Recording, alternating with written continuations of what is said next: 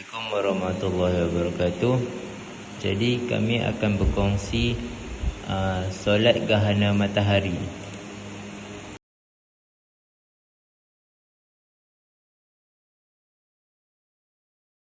Pengenalan solat gerhana matahari.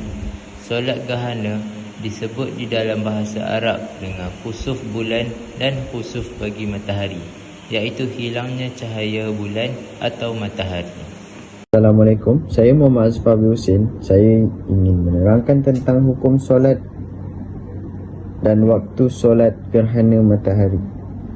Solat kusuf adalah sunat muakkad sama ada bagi orang yang bermukim atau bermusafir, merdeka atau hamba, lelaki atau perempuan, dan sama ada ditunaikan secara berjemaah atau bersendirian. Waktu solat gerhana matahari ini pula waktunya bermula apabila ternyata berlaku gerhana dan berakhir dengan hilangnya gerhana itu dan sehingga jatuh matahari dan gerhana tersebut. Sekiranya gerhana berlaku ketika atau selepas terbenam matahari, maka tidak ada solat gerhana. Pendalilan diriwayatkan oleh Al-Bukhari dan Muslim dari Aisyah radhiyallahu bahawa Nabi SAW bersabda, sesungguhnya matahari dan bulan adalah dua macam tanda dari tanda-tanda kekuasaan Allah. Terjadinya gerhana matahari atau bulan itu bukanlah kerana kematian seseorang atau kehidupannya. Maka jikalau kamu melihatnya, berdoalah kepada Allah, bertakbirlah, bersedekahlah serta bersembahyanglah. Kafiatnya, berdasarkan hadis, masuk dari Aisyah radhiyallahu berkata, sesungguhnya Rasulullah SAW berdiri di masjid pada hari terjadi gerhana matahari, lalu baginda mengadakan solat gerhana matahari dan membaca bacaan yang panjang sesyukur 100 syair surah Al-Baqarah. Kemudian beliau mengangkat kepala dan mengucapkan Sami'allahu wa liman hamidah, dan beliau berdiri lalu membaca bacaan yang panjang. Sedang bacaan dalam berdiri yang kedua ini sedikit berkurang daripada bacaan yang pertama. Kemudian beliau rukuk dengan rukuk yang panjang. Sedang rukuk ini berkurang dari rukuk pertama. Kemudian beliau sujud dengan sujud yang panjang, bertasbih seukur bacaan 100 syair. Kemudian beliau bertindak sepadan demikian rakaat pertama itu pada rakaat yang terakhir kedua. Selanjutnya beliau mengakhiri solatnya dengan salam.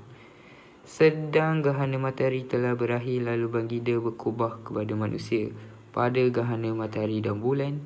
Sesungguhnya keduanya adalah dua tanda kebesaran di antara tanda-tanda kebesaran Allah. Keduanya tidaklah terjadi gerhana kerana kematian seorang, pula tidaklah kerana kehidupan seseorang. Maka apabila kalian melihat keduanya gerhana. Demonstrasi solat sunat gerhana matahari.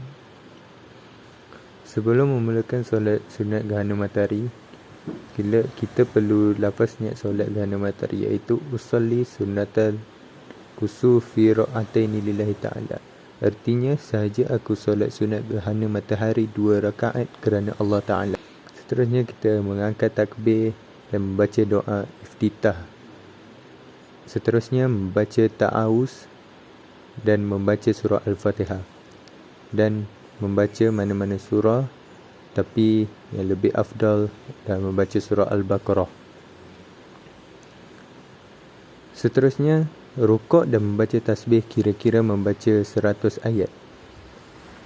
I'tidal serta membaca surah Al-Fatihah dan membaca surah Al-Imran atau mana-mana surah. Rukuk semula dengan membaca tasbih kira-kira membaca 90 ayat. Membaca Sami Allahu liman hamidah dan i'tidal, sujud dan membaca tasbih. Duduk antara dua sujud dan sujud kembali. Seterusnya berdiri ke rakaat kedua. Rakaat kedua seperti biasa membaca surah Al-Fatihah, membaca surah Al-Nisa atau mana-mana surah. Rukuk dan membaca tasbih kira-kira membaca 70 ayat semasa rukuk. I'tidal serta membaca surah Al-Fatihah dan membaca surah Al-Ma'idah atau mana-mana surah. Seterusnya rukuk dengan membaca tasbih kira-kira membaca 50 ayat. Dan sujud dan membaca tasbih. Seterusnya duduk antara dua sujud, sujud kembali, membaca tahiyat akhir dan memberi salam. Dan sujud dan membaca tasbih. Seterusnya duduk antara dua sujud, sujud kembali, membaca tahiyat akhir dan memberi salam. Dan Jadi, pertembungan antara solat sunat gerhana dengan solat yang lain. Yang pertama, jika pertembungan berlaku di antara solat gerhana dengan solat jenazah, maka didahulukan solat jenazah. Yang kedua, jika pertembungan berlaku di antara solat gerhana dengan solat fardu di awal waktu, maka didahulukan solat gerhana kerana diimbangi matahari atau bulan kembali cerah. Tetapi jika berlaku pertembungan itu di akhir waktu solat fardu, maka didahulukan solat fardu. Yang ketiga, jika pertembungan berlaku di antara solat gerhana dengan witir, didahulukan solat gerhana.